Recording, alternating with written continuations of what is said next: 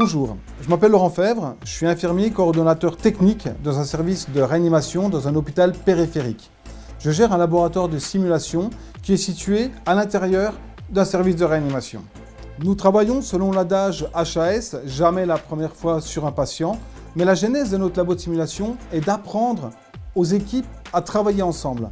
Ces derniers mois, nous avons mis en place des séances de simulation autour de la ventilation artificielle. Le but étant de former médecins et infirmiers à régler des respirateurs selon des pathologies pulmonaires bien définies.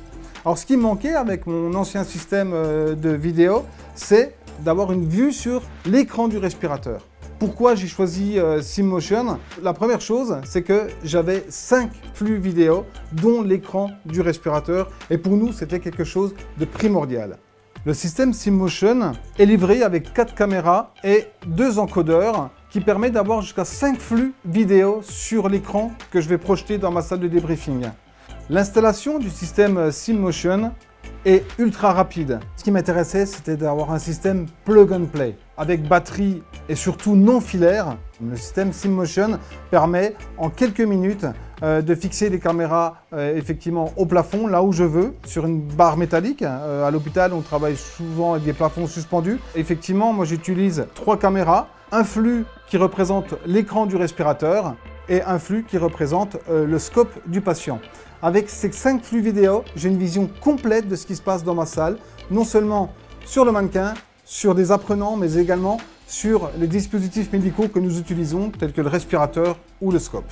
Les caméras du système SimMotion sont ultra performantes. Elles permettent depuis le poste central de faire des zooms et elles sont PTZ. Ça permet de les orienter d'un côté ou d'un autre pour vraiment cibler un geste technique par exemple ou faire des plans beaucoup plus larges pour voir la cohésion d'équipe dans la séance de simulation. Et ça, c'est un atout ultra intéressant. La qualité des vidéos est impressionnante. La latence est inférieure à 0,3 secondes. Le système audio avec ses micro-cravates est une chose aussi qui est très intéressante puisque avec notre ancien système, on avait des pertes de retour audio et c'était quand même très dérangeant.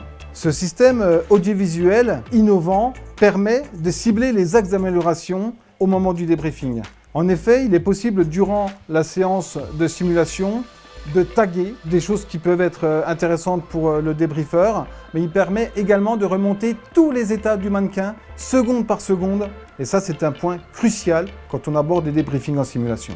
Moi ce que j'apprécie avec SimMotion, c'est qu'il n'est pas captif. Je peux l'utiliser en faisant des formations avec Lucim, en faisant des formations avec Gomar. Avec Gomar, ce qui est intéressant, c'est que les états du mannequin remontent, mais je peux très bien l'utiliser également avec un mannequin Laerdal sans aucun problème.